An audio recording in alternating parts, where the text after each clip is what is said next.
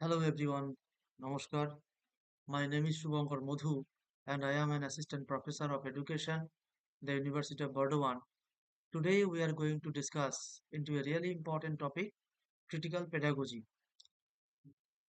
After this session, we will be able to define critical pedagogy and explain its historical foundations. We will be able to identify and describe the core principles of critical pedagogy, and we also explain the rejection of the banking model and the promotion of problem posing education, and also we'll be able to analyze the implications of critical pedagogy for teacher education programs, including opportunities and its challenges. Now, before we get started, I want you to take a look at this first slide.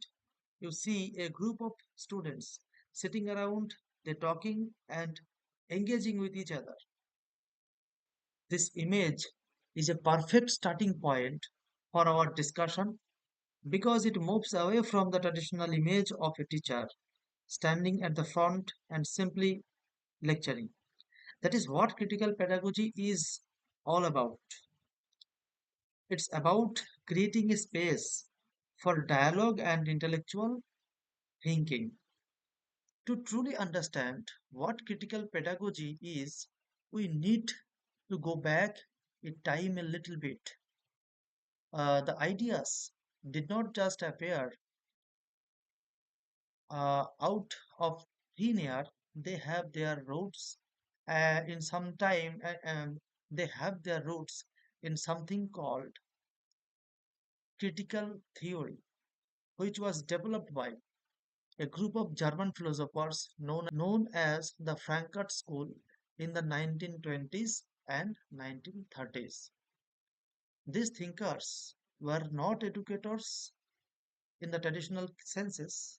Rather, they were sociologists and philosophers who were interested in how power works in society.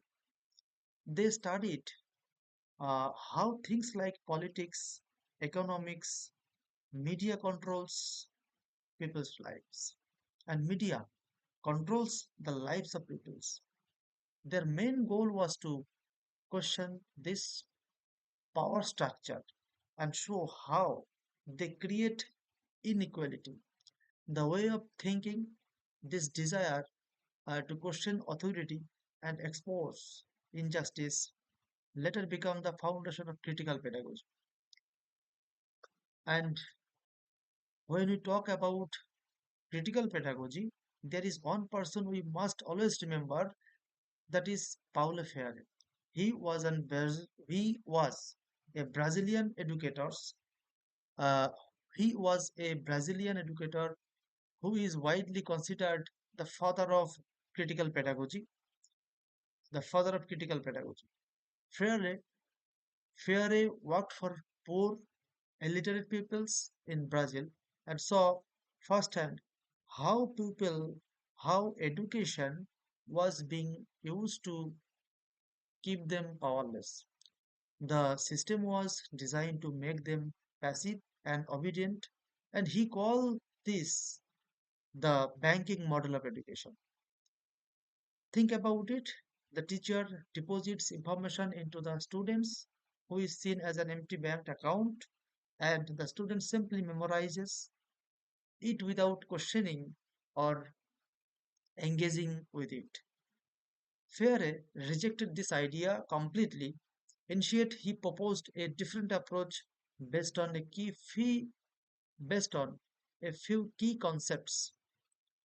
First one, critical consciousness. What does it mean?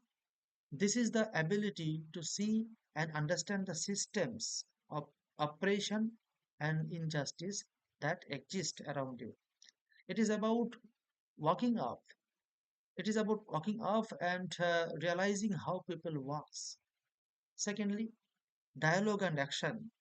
For Freire, education is not about person talking and another listening. It is a two-way street. Teachers and students learn together. through open conversation to create real change in the world. And third is solidarity with the marginalized. He believed that education should give a voice to the oppressed and help them challenge their own powerlessness.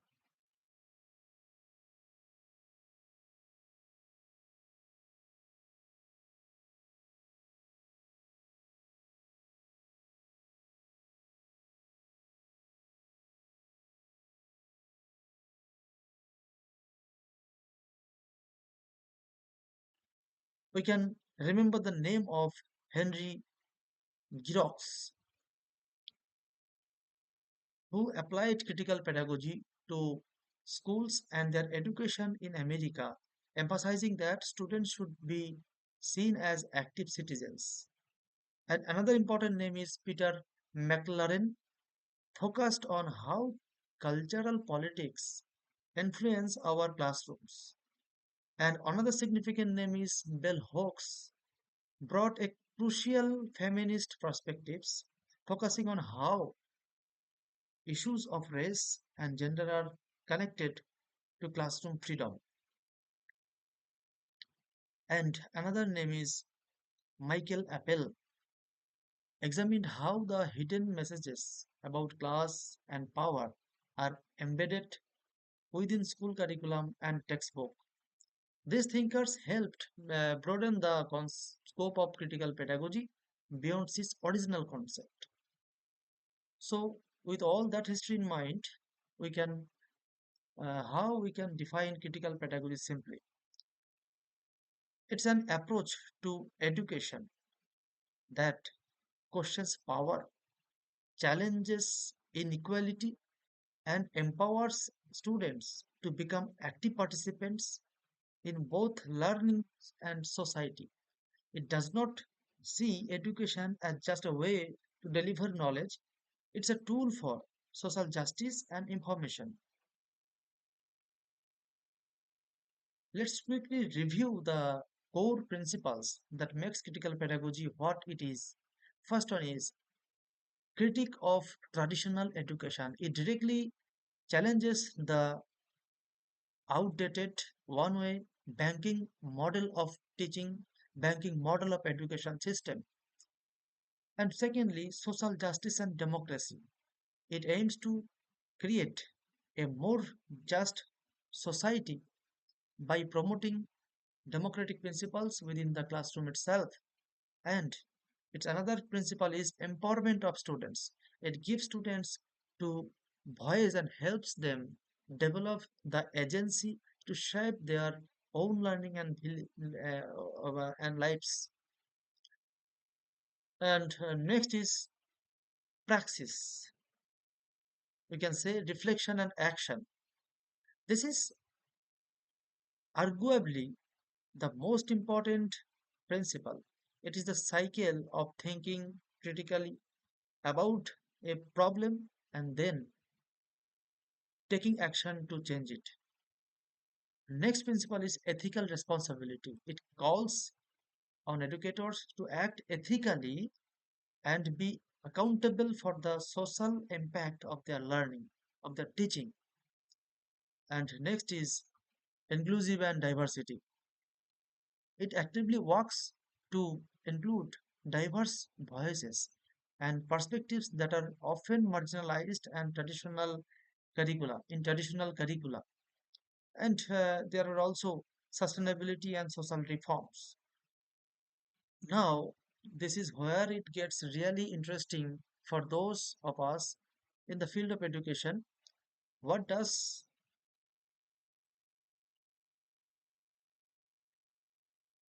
what does all of this mean for the way we train new teachers?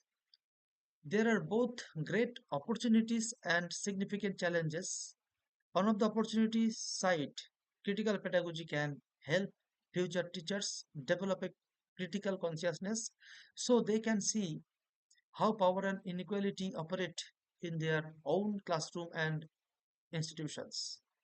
It can encourage active and reflective practice where teachers constantly analyze their own teaching methods and their impact on students. Uh, Critical pedagogy can lead to a curricular transformation, creating programs that are more relevant and responsive to the need of a diverse society. And it can foster equipments, it can foster empowerment and agency in new teachers, giving them the confidence to be agent of change. However, there are also real world challenges. Number one, it requires a complete overhaul of teacher preparation and training itself. We cannot just teach the old way and expect new teachers to be critical pedagogues. There is a difficult balance to strike with teacher authority. How do you guide students without simply telling them what to think? And there is often resistance to change from institutions, from parents, and even students who are used to the traditional systems.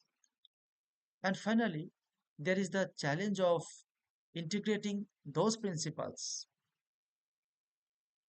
with current educational policies, which often prioritize standardized tests and rigid curriculum. To be conclude, critical pedagogy is much more than just a teaching method. It's a dynamic and ethical approach to education that aims to transform classrooms into places of liberation, critical inequality, critical inquiry, and social activism. It demands both deep theoretical understanding and a practical commitment from us as educators. The goal is to make education a true vehicle for justice, for equity, and human flourishing.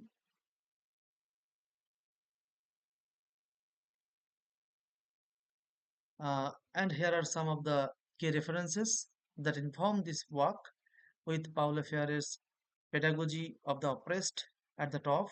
I encourage you to read more about this fantastic topic if you are interested. Thank you so much for your time and attention today.